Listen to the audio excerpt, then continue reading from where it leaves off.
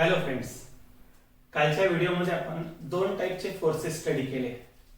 First one is centripetal force and second one is centrifugal force. Centripetal force मध्ये त्याची concept सांगितली, the force experience by the body which is directed towards the center and along the radius, whereas in case of centrifugal force it is also the force experienced by the body but which is directed away from center of circle and along the radius. Both centripetal and centrifugal force, they have equal magnitude.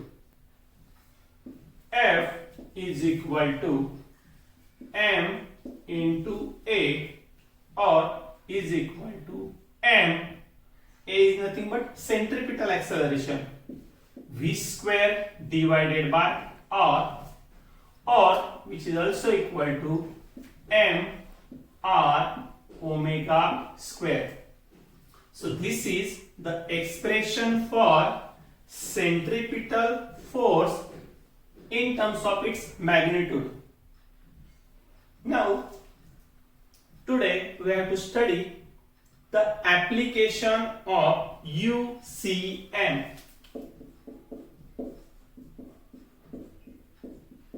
Application of uniform circular motion, and its first application is vehicle along a horizontal circular track. एखाद्या horizontal circular track वर जर vehicle move होत असेल तर सेफ्टीसाठी without skidding त्याचा maximum speed किती असावा यासाठी एक एक्सप्रेशन आपल्याला काय करायचं आहे, डिराइव्ह करायचं आहे. सो या केस मध्ये आपण तो हॉरिझॉन्टल सरफेस कन्सिडर करतोय आणि तो जो कंप्लीट ट्रॅक आहे त्या ट्रॅकच्या एका पोझिशनला ही व्हेकल आहे.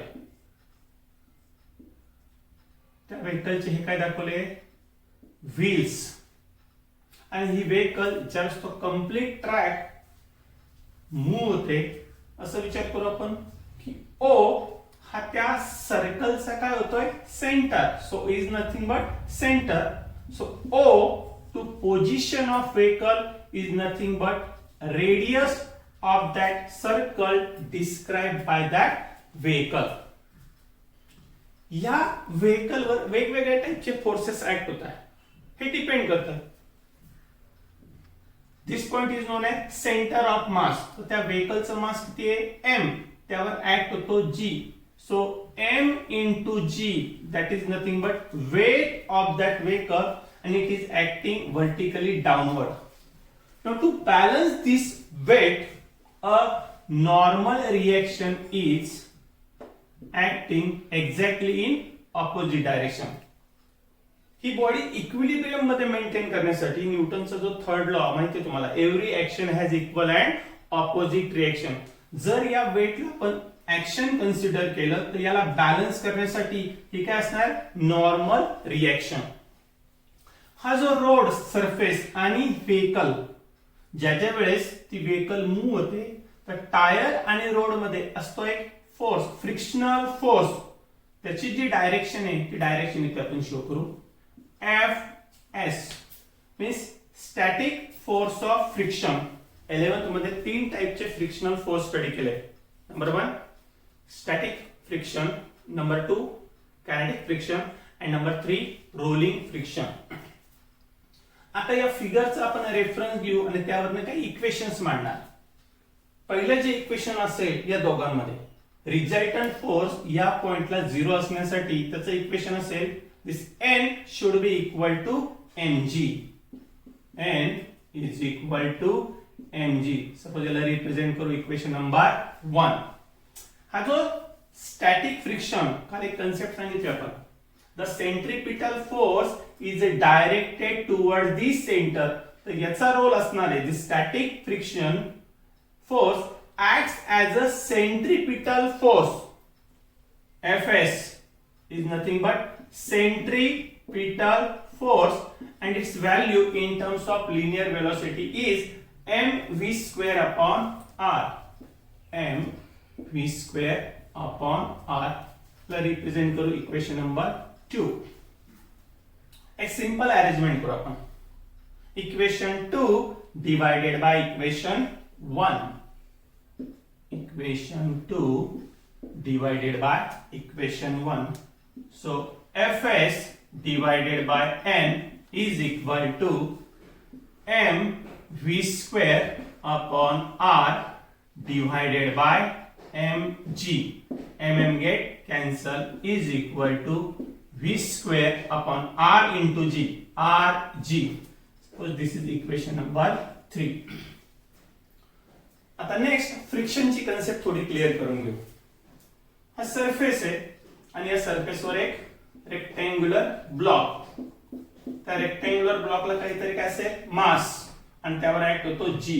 सो m इंटू जी, mg इट्स वेट. त्याला बॅलन्स करते नॉर्मल रिएक्शन.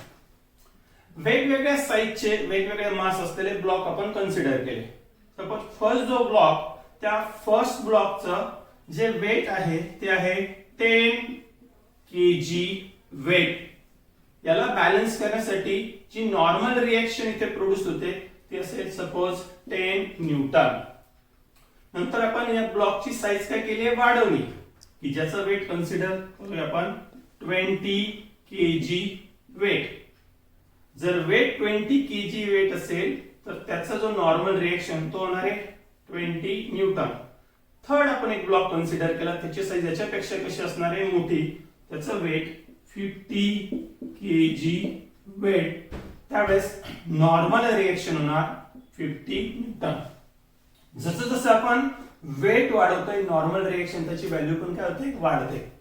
पहिल्या केसमध्ये सर्वात जो स्मॉलेस्ट ब्लॉक होता 10 kg वेट, त्याला आपल्याला पुश करायचंय. त्याची पोझिशन काय करायची, चेंज. तो तिथे अप्लाय केला, हा अप्लाइड फोर्स.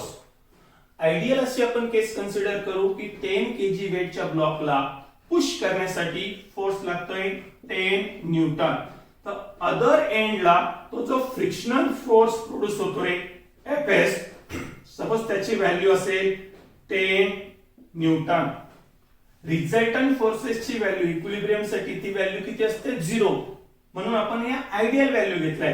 10 kg वेटला normal reaction 10 newton, applied force 10 newton, तर त्याचा फ्रिक्शनल फोर्स पण किती आहे, 10. जर आपण हा 20 kg, हा 20 न्यूटन, 20 kg वेट असणारा ब्लॉक त्याला जर पुश करायचं, ऑब्विसली त्याचा जर वेट वाढलं तर अप्लाइड फोर्स पण काय होणार आहे, वाढणार आहे.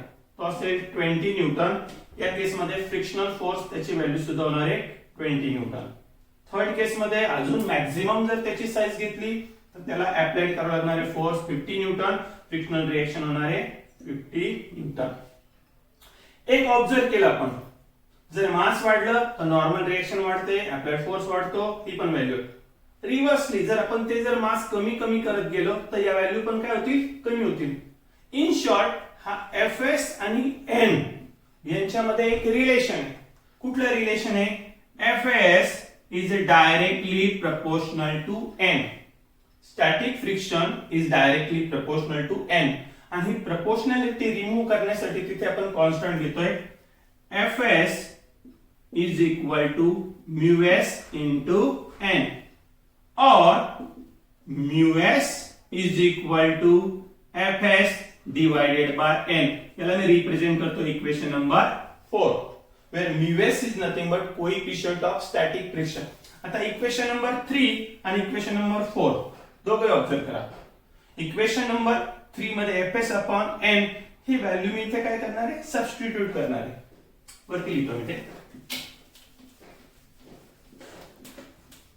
From equation 3 and 4, from equation 3 and 4, this mu s is equal to fs upon n, ही व्हॅल्यू इथे पुट केली, is equal to v square upon rg.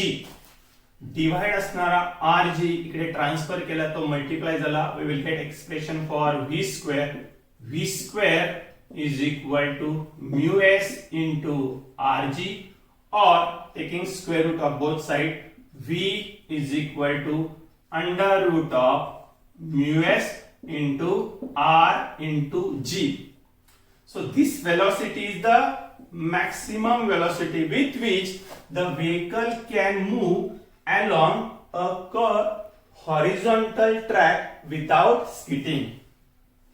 One of the important expression for maximum speed, Vmax is equal to under root of mu s into r into g.